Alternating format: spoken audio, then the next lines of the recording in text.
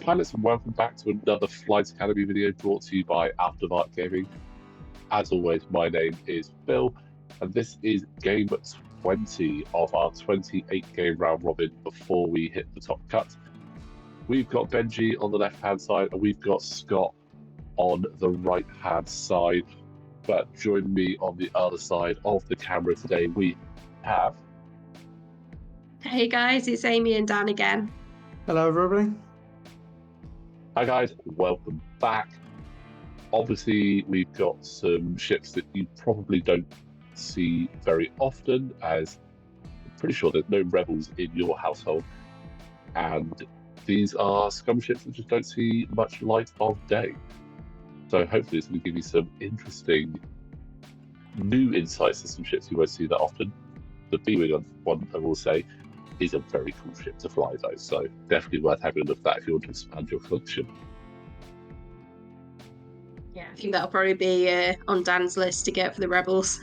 I have had the Skirk Bomber and the Kirax Fighter though previously when I used to fly Scum.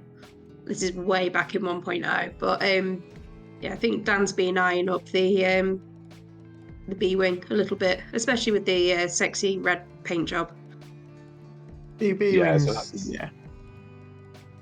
It's a great ship, and that's from the Phoenix Cell one, so you get that and two A-Wings. Really good pack. You get some cool stuff in there. You get the stabilized S-foils, which is great on the B-Wing, giving it the ability to double tap, which is really cool. And again, yeah, you get the red B-Wing, which does look incredibly cool. But yeah, I mean, obviously we've got Ben's Skurg and Kirax on the other side, which I love. The Skurg is such a cool ship. Just like a really big white bomber that just has fun. I also love the fact that its title is called Havoc. I mean, what's not to like about that, really? It's a Havoc pancake. Havoc it's like a little mini pancake, but it's a Havoc pancake. It's my new name for it. I'm sticking to it. I've never heard it referred to as that, but I like it. Havoc pancake, that is great. Oh, some good evade dice there. Having to spend the focus, but taking no damage on the nib is always a good thing there. So, just a bit of an exchange of range 3 shots, and that was the double tap there. So, sure, that might not be the double tap. That might have been Fed taking a shot there from the back. Both of these ships on Scott's side are I6, so two slow ships at I6 is a very interesting combination. But that is a great return shot from Ben there. 2 hits and a crit into... Oh, these are some good green dice today. One shield exchanged between the two of them. And I don't think Justero... White has... No, he's picking the dice up. Justero does have range on the B-Wing.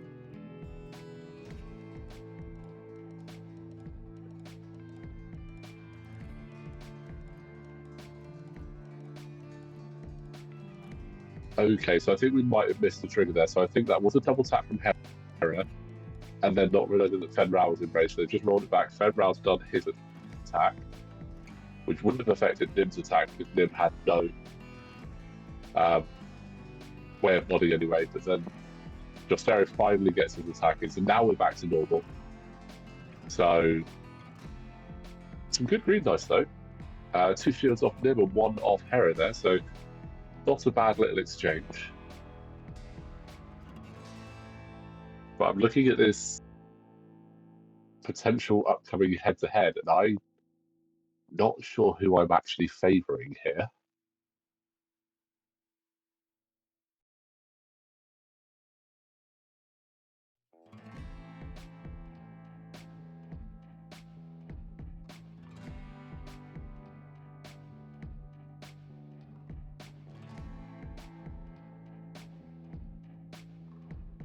Justero getting himself into quite a nice little position there.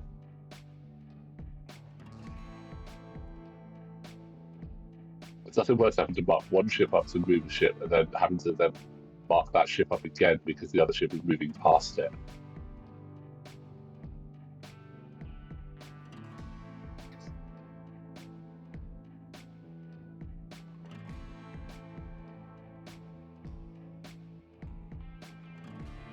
And Captain Nim using Genius, allowing him to drop a bomb after he's fully executed a maneuver, which is basically doing it how it used to be done in 1.0, but it's also a really, really good ability, especially with that seismic charge being dropped there. That is going to be a bit of a nightmare because Hera cannot get away from that. There's no way for Hera to avoid taking that seismic.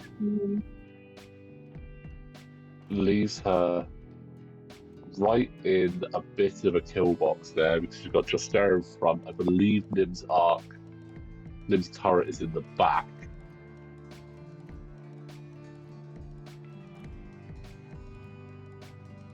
And that's Fen coordinating Hera.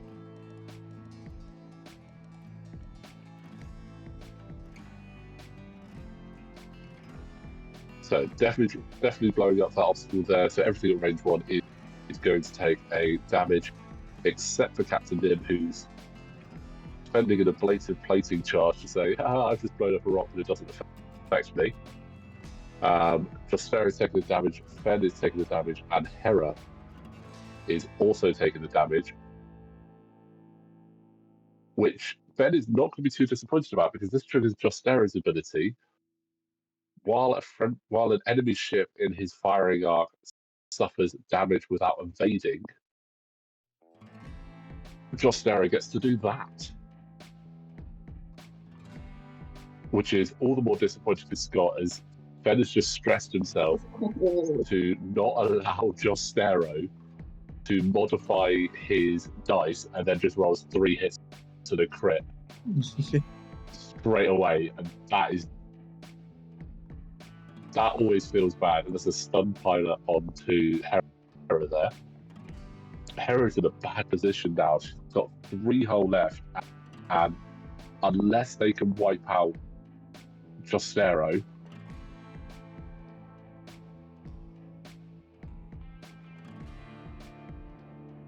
with green dice like that, it's not going to happen. That is a crit going through on Justera, which is another stun pilot.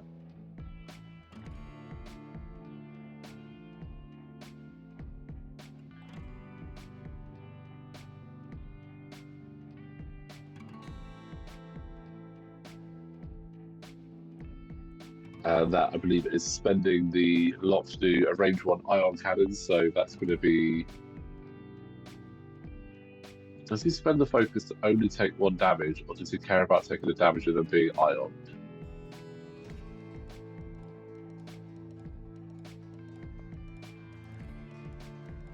I'm curious. I don't think Fen's ability wraps over.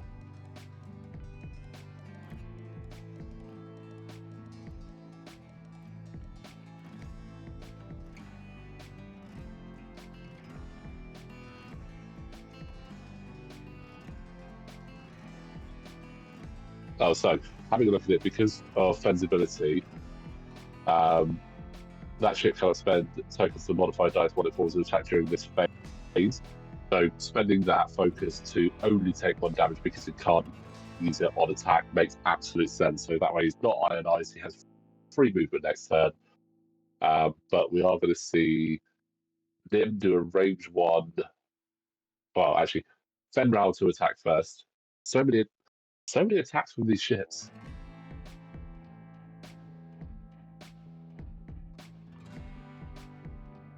I mean, triggering Deadeye shot to flip that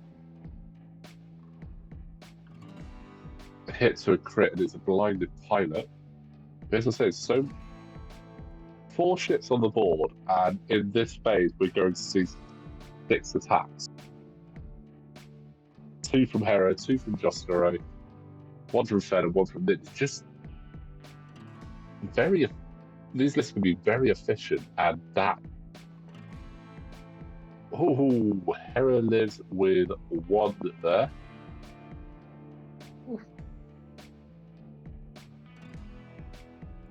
Oh no, maybe Nim didn't spend that focus.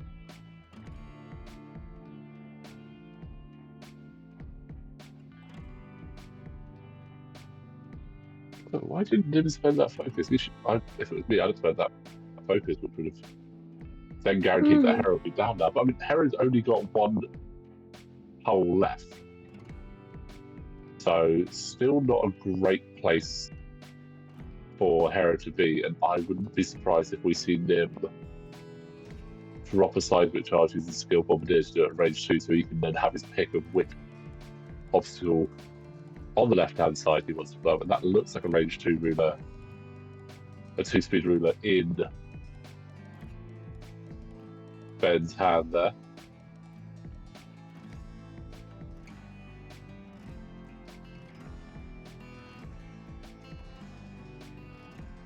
Yeah, probably best to move Jostera out of the way before you put that bomb down, because you know that it's going under Jostera. But that's a great spot for the seismic charge, because I don't see how Hera can not take damage from it. Yeah, unless she was to do like a huge 5 forward or something and hope to be out of range. I don't think she's going to do it. Which the B-Wing doesn't have a 5 forward. The fastest move he's got is a 4 forward. That is red, which will put her right in between. There is no way of Hera avoiding those seismic charges. Yeah, she's a bit stuck. I mean, I'm looking at her dial and her action bar and trying to figure out if Fen goes first and coordinates something. But even then, I really...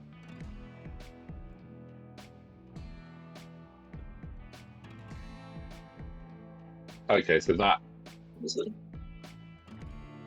Has he avoided that? No, he hasn't just managed to sit that right in that little gap, has he? Yep. No way. He's just done it. He's literally squeaked that in by the looks of it. That is absolutely insane. I was expecting Ben to roll some dice there. That is precision flying there.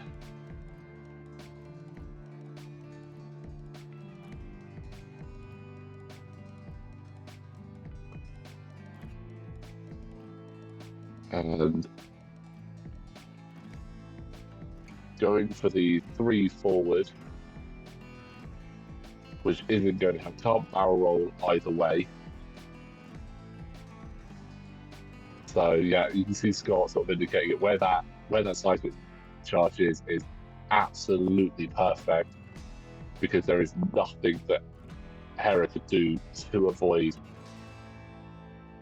being hit by that. If you had somehow managed to be able to reposition to the left or to the right, Ben just blows up that obstacle that's closest to Hera. So Hera is down here. It's now what Fen Rao does, really.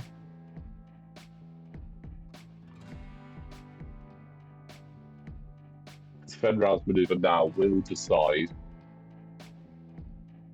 which obstacle Ben blows up. Because if he can catch Fen Rao whilst Jostera has him in arc, that would just be perfect for Ben. But while we wait to see which way Fen does go down, just want to remind you guys, if you do like what we're doing here at Artifact Gaming, you can support us on Patreon. The link is in the description below, and it is a great way to show your support for the channel helps us to do what we do and bring you the content that we do. Ooh. Now, the big question is that at range 1 of that bottom left obstacle? Because if it is, that's the one that is going pop. And then the next question is, does Jostero have him in arc from that? So I think Hera. if he does, it'd be that bottom corner. Oh, it's just out, which is a bit unfortunate.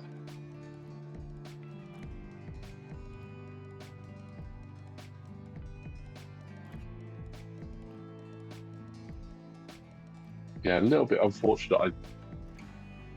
Ben would have really loved to have been able to double tap there. I didn't see. Nim definitely doesn't have arc with his dorsal because it's pointing all the way to the back. Also looks like Jostero is just out of arc as well.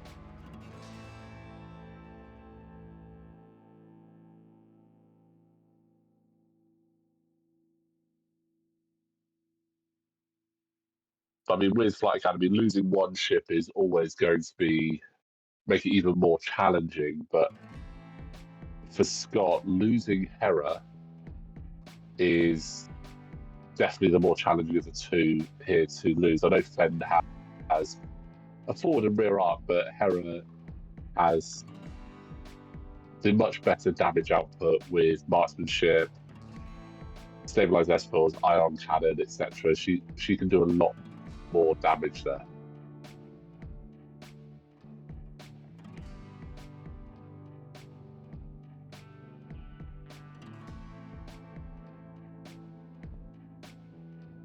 I like the rotate there from Nim.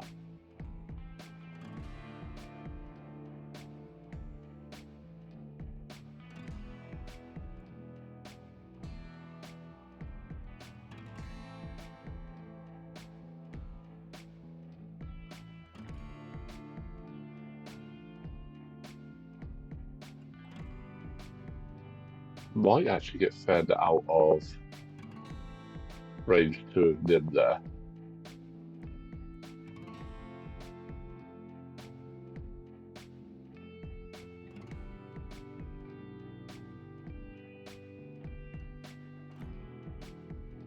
Oh, that's unfortunate.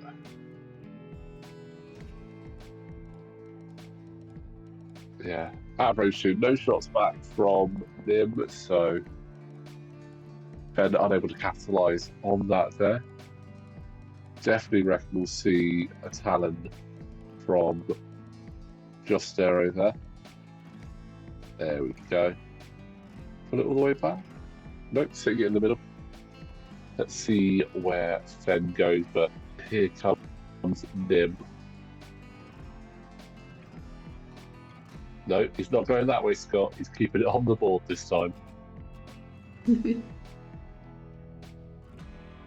And there we go. The net has been cast. Where does Fenn end up in that net? Go with the aggressive play to see if he can take Jostero out and get some points on the board for the ship kill. Not a bad idea. He does have, obviously, the range roll with Deadeye shot, so...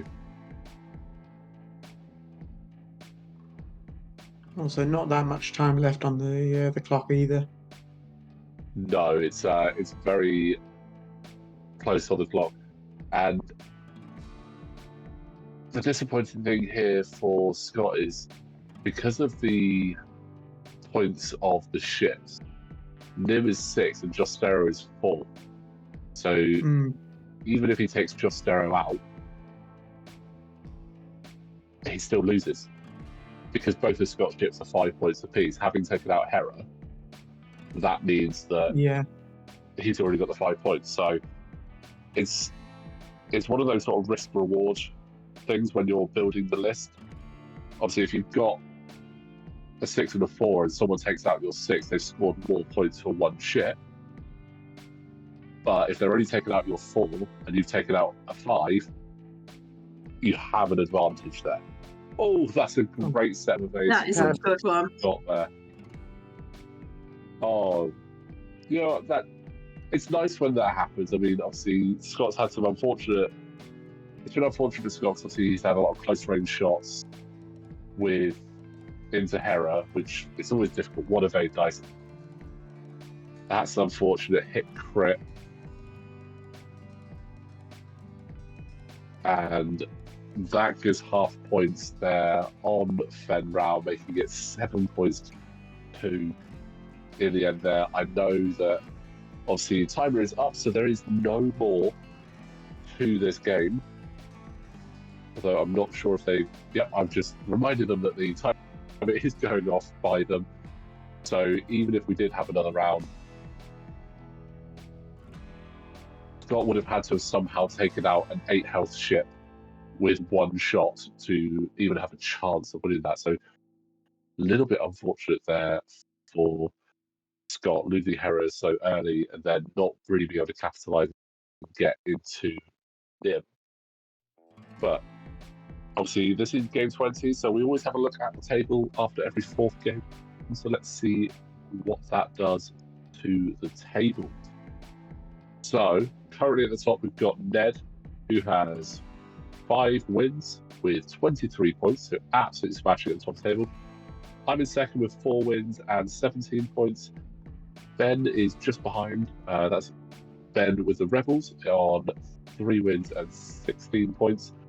Wes is in 4th with 3 wins, 15 points. We've got Andy in 5th with 2 wins on 9 points. That win there for Ben actually elevates him up to 1 win and 6 points, just above Scott, who is 1 win with 5 points. Ship kills, Benji has 3 and Scotty has 2. And Josh is still there at the bottom, unfortunately, with just the 1 kill, scoring him 1 point so far. But there are still plenty of games left, so these players can still completely change the landscape of that table to make it into the top 4. But Amy, Dan, I hope that you enjoyed that game, and I hope you enjoyed seeing some ships that you probably won't see on your table very often. No, it was brilliant. Thank you. No, well done, guys. Yeah, no, really, lots of firepower. No, great to see. In other words, you're putting them on your watch list next. Them and the rest. I don't know. There's plenty of ships out there to pick up, and if you do pick up some B-Rings, you've got Battle of Yavin and Battle over Endor that gives you some nice B-Ring options, so worth checking out. But guys, again, thank you all so much for watching. As I said, we've got plenty more games left, so don't forget to like this video, subscribe to the channel, and we'll see you next time.